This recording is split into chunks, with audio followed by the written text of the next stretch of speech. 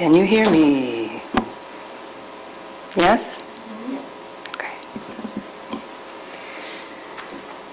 When I was paired with Joe Owens this past semester, he came with lots of buzz. Both his former mentors, Trish Lear and Catherine Texier, told me I was going to love him and that he was a terrific writer who'd already had several pieces published in places like The Rumpus and Pank magazine. Well, shit, I thought.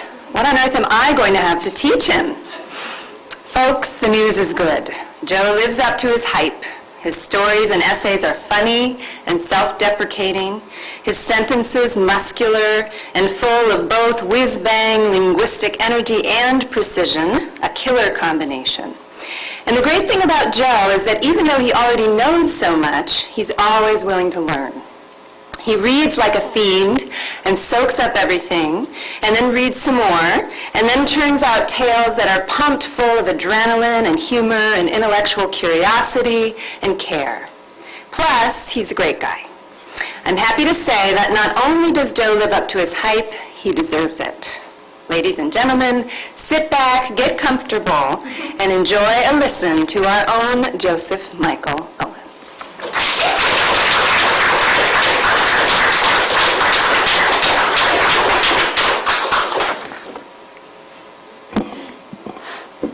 Can everybody hear me? That is a lot of pressure already. If you guys want to go ahead and just go, we'll just pretend I did the reading and we'll call it good. No, I wanted to dedicate this reading to my lovely wife, without whose support I'd never been able to finish this program. There's been a lot of stuff that's happened in the last 2 years, both good and bad, so it's been a pretty fantastic journey overall. I'd like to thank my mentors, Catherine Texier, Trish Lear, and Amy Hassinger, who helped foster my determination, voice, and vision, respectively, but that's not all you did. Of course, I want to thank Jenna, Richard, and Art for providing a program that really feels like a family and a really tight-knit community. I'll be forever grateful for that. And I definitely wanted to thank my friends and classmates, both here and elsewhere, who have been so incredibly awesome. Words fail me at this point. Except Trevor, who, now that he's provided me such a tough act to follow, I'm going to have to remove him from that list. Just kidding. Totally just kidding. Okay, when I started off, I started as a pretty strict creative nonfiction student. If you came to my lecture the other day, you knew that I came in with a fascination with gonzo journalism and Hunter Thompson and the literary journalism movement, postmodern journalism. But ultimately what it came down to was a blurring of the lines between fiction and nonfiction, which we've been fortunate enough to have some really great lectures on this residency. So I've been really kind of honing a voice that is kind of natural to me, more or less the way I think, but I wasn't sure that would translate well to the page. But I worked with Trish for 2 semesters in a row, and she really helped bring that voice out of me. And so what I did is I'd written an essay for my thesis, but then I decided perception is reality. And so I kind of filtered this experience that I had at work, which is a human services agency, through my own, whatever crazy filter that I see the world with, and it'll be up to you guys to figure out which parts are embellished, which are true. Most of this is actually a true story, but I wanted to really kind of play with the idea that you could tell a story any number of ways. So what started off as an essay is now the first chapter of a novel in progress that I've called Human Services. And the title of this piece is called Contemptibly a Hair. Contemptibly a hair not sprouted from Stan Manley's own largest pores, floats, follicle and all, atop khaki-colored surface of his steaming cup of white label coffee, flavored artificially with powdered non-dairy hazelnut creamer, the kind that tends to clump together when introduced to a liquid rather than dissolve completely, since creamer and powder seem like, for all intents and purposes, two mutually exclusive substances. However, taking the office-brewed coffee black is simply not an option. The powdered non-dairy hazelnut creamer, in theory, serves to mitigate the inescapable bitterness of the office's second pot of the morning, a pot usually brewed by either Madeline Van Lancaster, the agency's Senior Director of Human Resources, or Kathy Atkins, Madeline's personal/personnel assistant, both of whom attempt to cut cost and save time from the drip coffee preparation by simply adding new generic grounds to the old generic grounds, thereby reusing both coffee filter and previously brewed generic grounds to make a fresh pot that is both 1.5 5 times stronger and somehow twice as bitter than an average pot of coffee brewed to normal human standards. By the way, there will be footnotes, which I will signal by doing this. The resulting liquid is something more like a steaming batch of subnuclear swill, a batch in the sense that the mouthfeel and texture of the second pot has an almost uncanny and chewy quality to it, somewhat reminiscent of runny malto meal. Though the batch of Van Lancaster Atkins brewed mahogany swill is indisputably less satisfying. But anyway, there's the hair. Ah, yes, the hair, wavy and intractable, backstroking to and fro in the quasi-milky stratum of Stan's nigh unpalatable coffee drink, a happenstance that just about serves finally as the straw that breaks the camel's back, proving enough to send him right over the postal type edge since, by God, he has to drink this shit every morning, just so he doesn't fall asleep right where he sits, right at his fucking desk under the sickly flickering of fluorescent lights above his head, lights that flicker even when the bulb is brand new. Stan himself this morning feeling utterly exhausted from working late the past 3 nights in a row, working until the clock invariably ticked over to the half dozen hours prefixed with an AM, updating the spreadsheet, the infernal spreadsheet that documents incoming referrals to the agency and the ratio of units worked versus units remaining. Unit conversion is an equal 1-to-1 ratio with respect to units and hours where 1 unit equals 1 hour, etc. That thus corresponds to each referral's specific case and client, etc. Stan Manley is the agency's overworked IT and data entry specialist, working double duty for single pay, both of which are causing a strain at home with Stan's wife, Anna. Why is he coming home so late? Why is he not getting paid overtime? Never mind that Stan had earned a slight bump in pay when he agreed to work on salary, which he did just before the brand new state contract required him to work hellish hours and basically see his family only on the weekends. Ever since the agency signed the new contract, Madeline Van Lancaster has demanded that the spreadsheet receive consistent and rigorous updating, since the new contract required that all referrals be renewed every 30 days, a stipulation Stan has found only a tick mark or 2 shy of completely insane. However, if a referral, an official government document documenting and authorizing the agency to provide services to our clients, when the state specified there were to be 50 units, if the referral specified there were to be 50 units and the company worked 57, there would thus be 7 units the agency could not bill for, a scenario sure to send Madeline into conniptions. And when you multiply the number of unbillable units by the 400 cases the agency worked at any one given time, it potentially added up to a veritable shitload of hours units the agency would not get paid for. Then, of course, it'd be Stan's ass in the fryer if the scenario were ever to occur, a scenario he consequently staves off every morning with the turbocharged snuff-colored draft. And really, the only thing he asks for in return is that the torrid liquid be free of wanton hairs, with or without follicles, regardless of whether or not the hair in question came from the scalp of his boss or her treasured assistant. Really? Is that too much to ask? Stan, daydreaming about his wife at home, fast asleep in their warm and inviting bed, briefly considers simply pouring the semi-viscous liquid out of his cup and starting over. But before he can, it's still quite early given his prevailing lack of sleeplessness, Kathy Atkins swoops in, as she is wont to do when moving about the office, and dumps what's left in the carafe into her thermos-sized mug before commencing, as the sign above the 1980s Bun Coffee Maker recommends, as a simple matter of both policy and etiquette, to make another pot. Inspecting the bun's grounds receptacle and muttering something unintelligible to Stan in her syrupy sweet voice that everyone except for Stan finds endearing. While he merely stands to the side, mouth agape, still vexed by the wayward auburn hair adrift in his cup.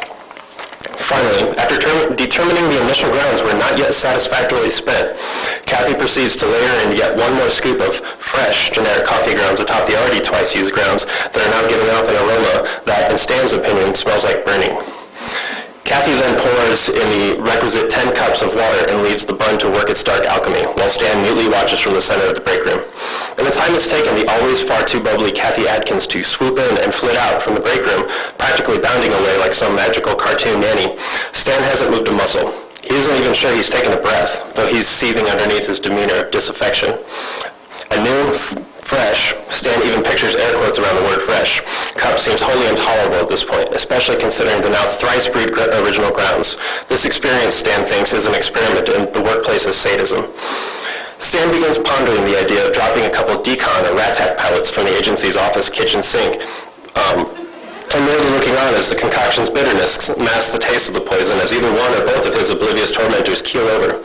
However, the potential collateral damage of accidentally poisoning one of his more likable colleagues dissolves his anarchist reverie, as does the thought of spending any extended length of time in prison. His final option, he realizes, is to submerge his clammy finger, his clammy index finger, into the chalky, clumpy sludge and fish out the foreign body, i.e. the wavy and intractable auburn hair he is unequivocally certain is not his. As his finger disturbs the surface of his drink, Stan is almost saddened to realize that any bit of warmth that once made his repulsive morning cup of productivity even at least a bit palpable has completely dissipated, leaving a chilly and disheartening mug of melancholy behind. Now Stan is faced with no other choice than to use the electrically sketchy Daewoo microwave, a company itself that has been defunct since 1999, that for whatever reason smells permanently of SpaghettiOs and hopelessness, and which has also been thoroughly spattered with layers of who knows what that no one has ever bothered to clean up time and time again. Stan mindlessly punches 90 seconds and watches his cup rotate on the circular pseudo-glass platter at the center of the microwave. The buzzer buzzes as he opens the door, which dings when the latch is released, his drink now piping hot, almost too hot to handle with bare hands. He's pretty sure the antiquated Daewoo operates with a slight electrical malfunction, and that the lights in the office actually dim briefly when someone's nuking something, a clear testament to Stan's extra wattage hypothesis. Both the microwave and the refrigerator are a vomitous shade of gold, a color extremely, though inexplicably popular in the 1980s, and thus placed in an ill-advised part of the break room, at least as far as both usability and safety are concerned. The microwave sits precariously atop the refrigerator, forcing shorter users to stand on their tiptoes in order to heat their desired comestible, and the refrigerator itself sits behind the only door leading into or out of the company break room. To use either the fridge or the microwave, you have to close the break door completely. Just as Stan is removing his faux porcelain mug with an oven mitt and hot pad, standby items for users of the unpredictable Daewoo, Kathy Atkins bursts through the break room door, slamming into Stan's back and propelling him into the front of the refrigerator, which, of course, sends the scalding contents of his mug splashing down the front of him. As if it all happens in slow motion, Stan's stark white mug with the words, "Talk nerdy to me," screamed on either side of the handle drops to the linoleum floor, where it bounces once and then shatters against the steel broadside of the locking cabinet, where the management keeps the nice china disposable plates and red plastic solo cups. Without a second's hesitation, Stan lets out a scream, a real blood curdler that would make Hollywood starlets from the golden years of horror pictures proud. He is soaked with scalding dreck, and the only thing he can think to do at this exact instant is stop, drop, and roll, as if he was on fire. Kathy begins screaming as well, shrilly screeching, "Oh my God, oh my God, oh my God," over and over before running pigeon-toed from the break room to the cubicle area and shouting unnecessarily for someone to call 911, unnecessarily since she herself was in fact already dialing 911 at an empty cubicle. Everyone in the office begins amassing in the break room, which really is not large enough to accommodate that many people, while Stan writhes around on the floor, soaked with burnt-smelling coffee and mopping up a layer of dust particulates in the process. The floor underneath Stan is quite a bit shinier than the matte finish that weeks of built-up dirt and grime have produced over the area Stan hasn't been managed to wriggle across yet. After a couple of minutes, Stan realizes he's on the floor and the pain of being severely scalded begins to subside. He looks up and faces his coworkers just as he hears the wail of the paramedic sirens, followed immediately by the sound of heavy boots tramping down the hall toward the break room. Despite his pleas and declaration that he'll be okay, the firefighters and EMTs insist they take him to the hospital to check out those burns. Soaked in coffee and now covered in a special kind of grime that seems to accumulate only in professional office settings, specifically the break room of professional office settings, Stan sits speechless on the gurney as his coworkers look on, and the team of firefighters and EMTs wheel him out to the ambulance, giving Stan what amounts to the dreaded ride of shame down the office's hallway.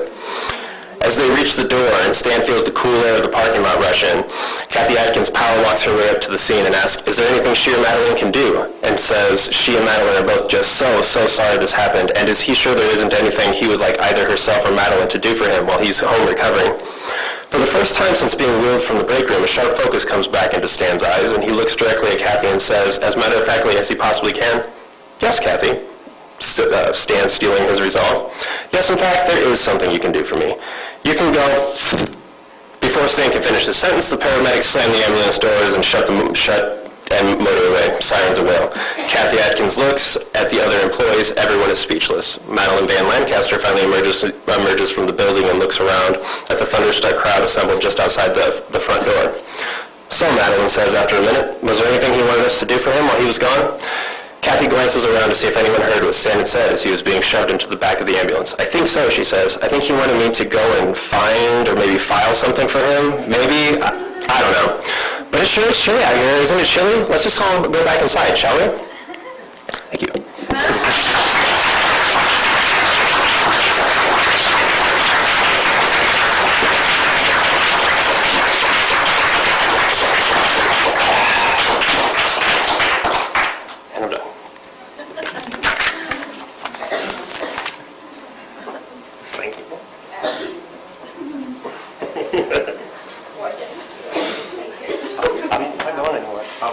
Thanks. I have something. That was awesome. Don't you feel good now? I do. I was feeling like anxious. I thought I was like, oh, I'm gonna make it without too many drinks, but at the end my mouth started getting really dry. So Yeah. It's dry in here, I think, because I keep having a drink. I know that's what I was thinking. It was like subliminal. That's not drugs. That's true. One is you didn't choose coffee because you would have been I'm so glad to be done. Actually, this is. I'm basically graduated. I've read this, but it mixes with the one you sent me. There's a little bit of a, Yeah. this one is, This one is like, was last semester, right? yeah. Yeah, Amy helped me with this one a lot, actually. Thanks for such a nice introduction. I wish I had a video recording of that so I could take a note.